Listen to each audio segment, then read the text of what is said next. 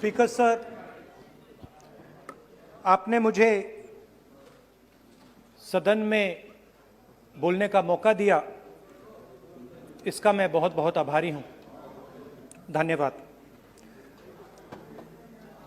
कल प्रधानमंत्री जी ने अपने भाषण में विपक्ष के बारे में बोला था कि विपक्ष आंदोलन की बात कर रहा है,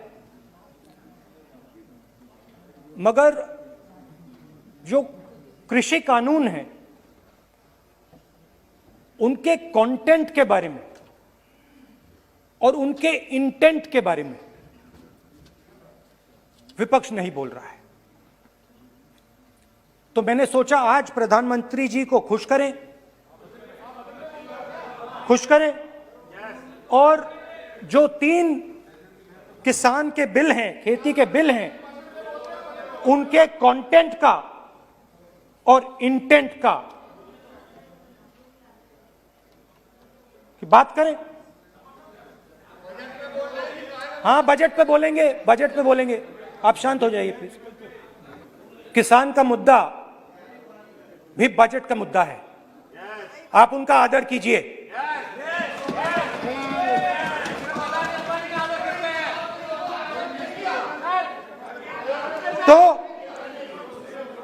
तो बात है कि इन 3 कानूनों का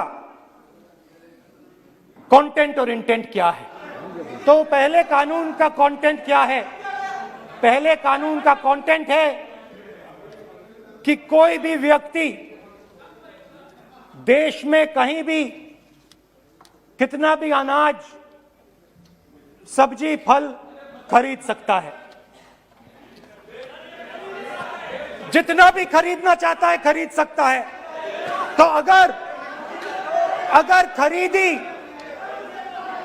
देश में अनलिमिटेड खरीदी होगी तो मंडी में कौन जाएगा? मंडी में कौन जाके खरीदेगा? तो पहले कानून का कंटेंट मंडी को खत्म करने का है। इसका लक्ष्य मंडी को खत्म करने का है। दूसरे कानून का कंटेंट क्या है कि बड़े से बड़े उद्योगपति जितना भी अनाज, जितना भी फल, जितनी भी सब्जी स्टोर करना चाहते हैं वो स्टोर कर सकते हैं, कोई लिमिट नहीं, जितना वो होल्ड करना चाहते हैं कर सकते हैं। दूसरे कानून का कंटेंट एसेंशियल कमोडिटीज एक्ट को खत्म करने का। दूसरे कानून का कंटेंट जमाखोरी को अनलिमिटेड तरीके से हिंदुस्तान में चालू करने का। अब तीसरा भी कानून है। तीसरा कानून का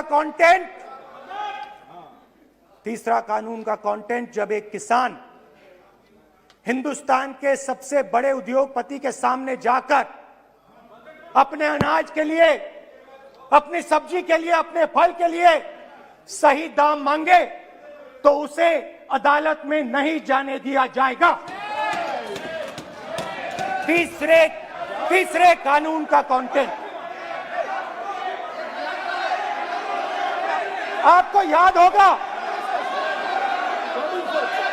सालों पहले फैमिली प्लानिंग का एक नारा था, आपको याद होगा, हम 2 हमारे 2। अब मैं इंटेंट की बात करता हूं, कानून के इंटेंट की बात।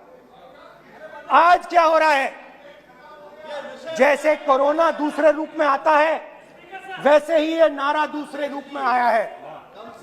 आज इस देश को 4 लोग चलाते हैं, हम 2 और हमारे 2। जैसे उस टाइम नाम सब जानते हैं, नो। आप बोलो, आप डिस्टर्बेंस मत। हम 2 हमारे 2। और रबानी ये किसकी सरकार है?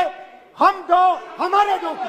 माननीय सदस्य इधर तो आप आसन को पहले कानून का इंटेंट बताता हूं। आप आसन को संबोधित करें। पहले कानून का इंटेंट माननीय सदस्य आप आसन कि हमारे दो मित्रों में से एक जो सबसे बड़ा मित्र है उसको पूरे हिंदुस्तान के अनाज, फल और सब्जी को बेचने का अधिकार।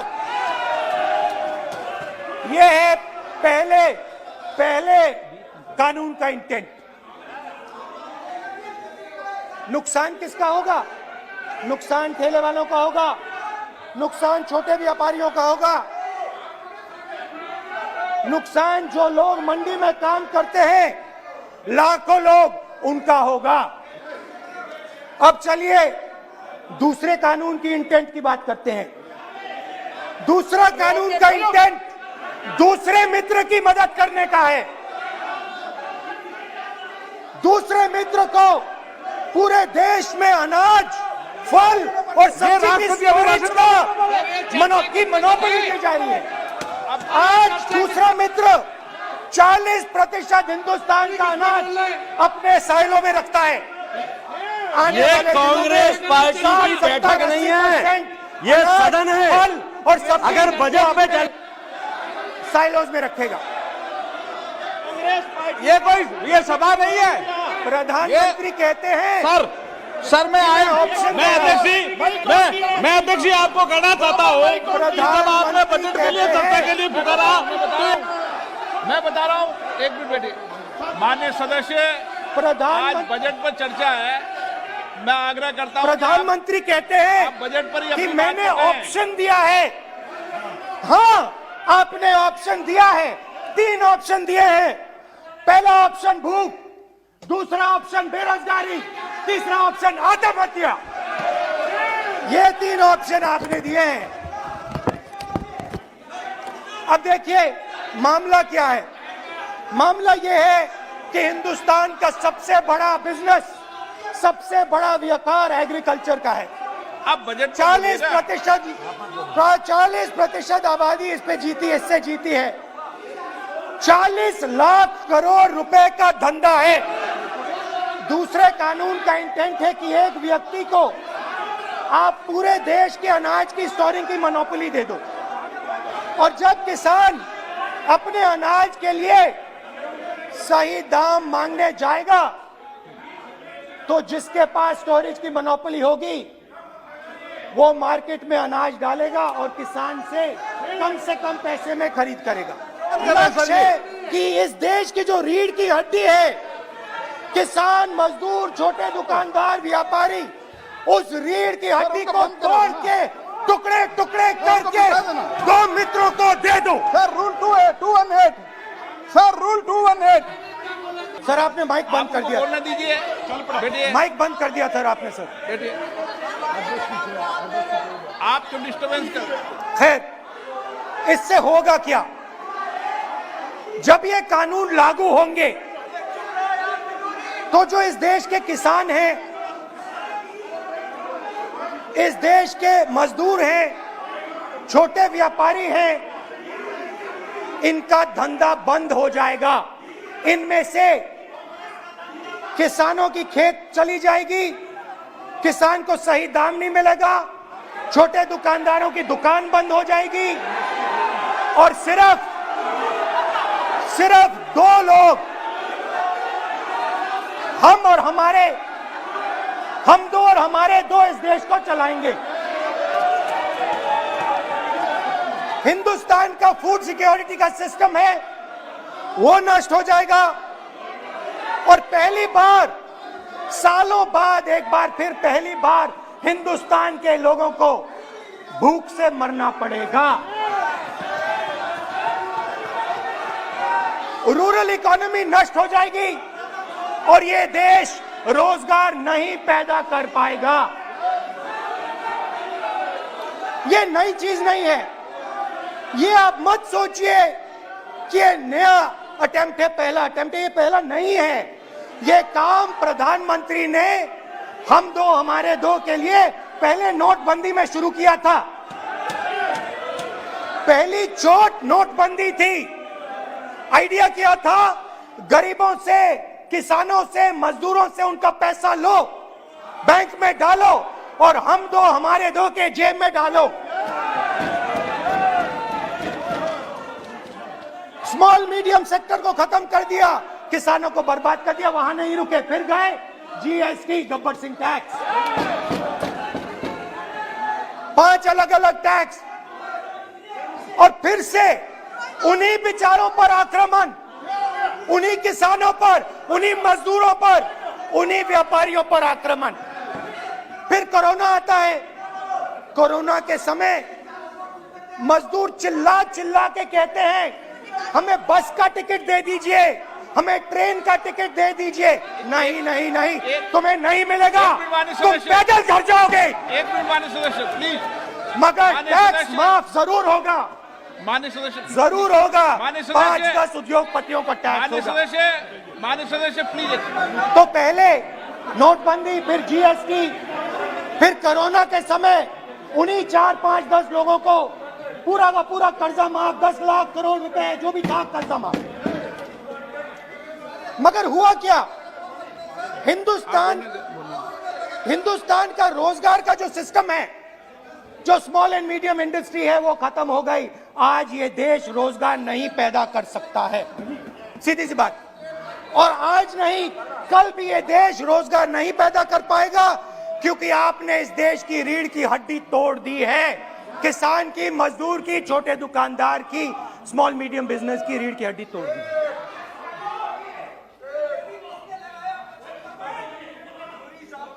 मगर ये मत समझिए कि ये किसानों का आंदोलन है। ये किसानों का आंदोलन नहीं है।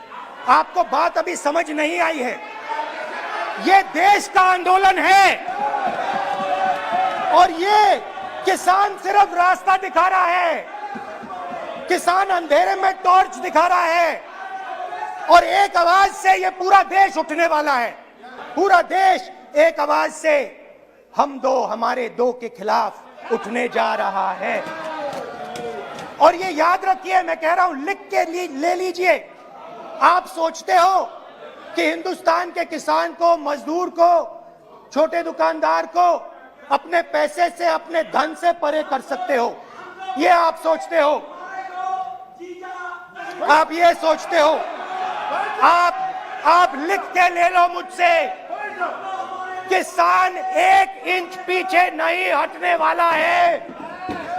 किसान आपको हटा देगा, मजदूर आपको हटा देगा, छोटा दुकानदार आपको हटा देगा, मगर वो पीछे 1 इंच नहीं हटने वाला। आपको कानून वापस लेना ही पड़ेगा। अब बात करते हैं बजट की। जब बजट पर बातचीत करने की बात उठी थी, प्रेसिडेंट एड्रेस पे बात करने की बात उठी थी, तो हमने कहा था, विपक्ष ने कहा था, हमें किसानों के आदर करने के लिए किसानों के सब्जेक्ट पे अकेला बोलने दीजिए। एक साथ हम सब मिलकर किसानों के मुद्दे पे बोलेंगे। स्पीकर सर ने सरकार से पूछा और सरकार ने कहा नहीं, किसानों के मुद्दे पर चर्चा नहीं होगी, बजट पे होगी और प्रेसिडेंट एड्रेस पे होगी। अलग चर्चा किसान के मुद्दे पे नहीं हो सकती। तो प्रोटेस्ट में मैं कह रहा हूं, मैं बजट पे आज यहां टिप्पणी नहीं करने वाला हूं। मैं आज सिर्फ किसान के मुद्दे पे बोलूंगा और उसके बाद मैं अपना मुंह चुप कर दूंगा। अंत में मैं कहना चाहता हूं कि जो 200 किसान शहीद हुए, उनको इन लोगों ने श्रद्धांजलि नहीं दी।